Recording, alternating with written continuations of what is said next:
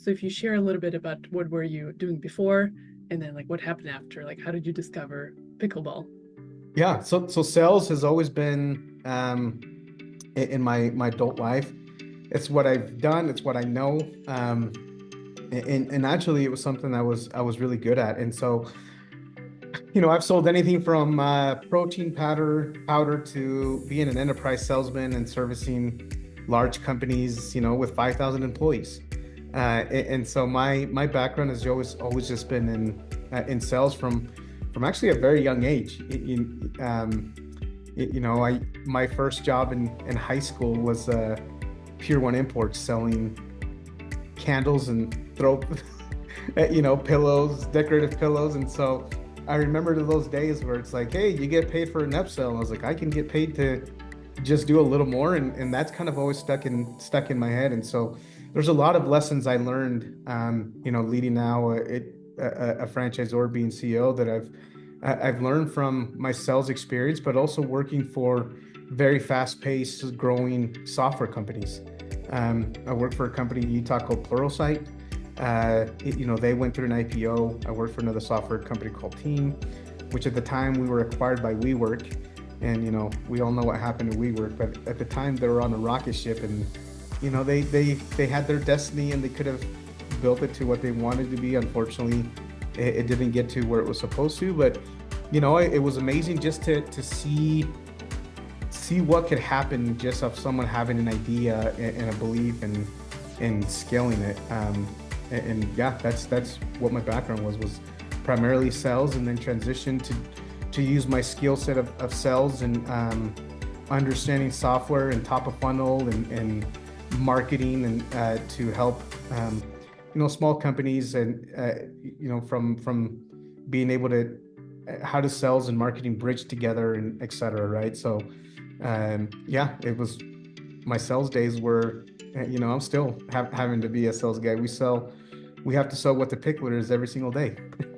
So how did you discover pickleball, and like why did you decide, okay, I'm going to, it seems like risky, no? Like how do you decide I'm going to leave tech, the hype is there, to focus on pickleball and franchising? Yeah. So I don't have a racket sports paddle background. I grew up playing soccer, football, basketball, even though I'm 5'7". Those were the sports I primarily chose to play. So there was a short guy out there. But in my tech days, we played a lot of ping pong. These tech companies, they provide certain things to make you want to stay in the office longer. And so ping pong naturally was one of the things I gravitated to, because it was very hard to master, and it was fun because you could play 2v2 or you play 1v1, and so we would play during lunchtime. And we were very fortunate here in Utah in 2015. We had pickleball courts where most of the country hadn't even heard of pickleball. We had early adopters in cities that had seen the sport grow in pockets of the country, and we had pickleball courts about 10 minutes from our headquarters. And so instead of playing ping pong on a nice summer day, we'd go play pickleball.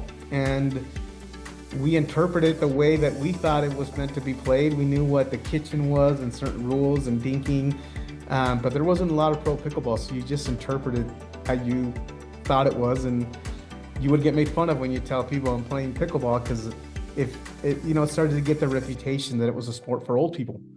And so during the winter times, we would transition into the rec center, and in the rec center for lunch, they would set up 2 to 4 courts. But I would just remember there would be 50 of us that would be waiting in line to get on a court. And I'm just, in my head, I always think I would never do this for anything else. Like, why am I willing to wait for this game of pickleball? And my mindset changed to what pickleball was, and it could be when I saw 2 young kids playing it. The millennials, we were the ones, gravitating to it and starting to play. But I saw these 2 young kids that had a tennis background, and they hit the ball harder than I did. They were faster. They played the game a little bit different, and I was like, there's something going on here that I don't completely understand what it is. And so I fell in love with the sport. 2018, still playing. I was just like, man, these paddles, they're ugly. They don't give the representation of what pickleball is. They sounded terrible. The designs were crappy. And back in the day, I was like $90 for a paddle in 2018. It was expensive. I wish we were still paying $90. The paddles are like $300 nowadays, the good ones. And so I decided, you know what, I'm going to develop a paddle that's cheaper and looks cool. It attracts the younger generation, and it represents the game of pickleball the way that it should be.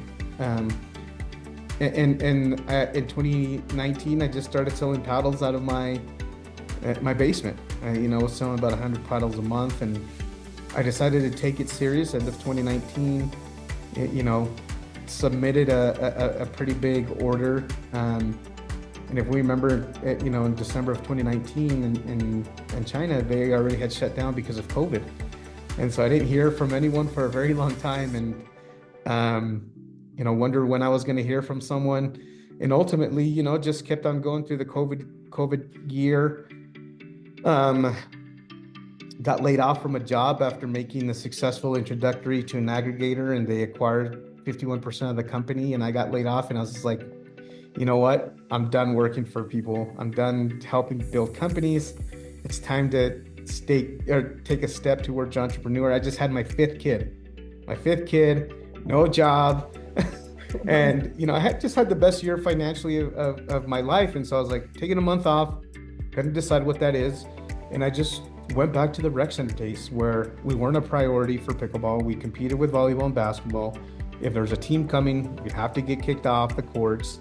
And I thought there's no one developing or creating facilities just dedicated to pickleball where you can come and do a reservation, a clinic, a tournament. And I looked up popular pickleball terms, and Picklr was someone that's addicted to pickleball. And so I was like, I put the Picklr, so they just became a place where people that are addicted to pickleball can come play. Call my best friend up, started to pitch him the idea. He's like, I'm in. I'm like, let me tell you what it is. Like, don't care, let's do it. So in January of 2021, we signed our first lease, no job. The guy, for some reason, didn't check my credit, didn't check finance, nothing. Just let us sign a 15,000 square foot lease.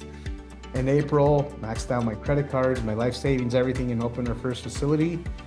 And that was the start of getting us on this journey of the Picklr.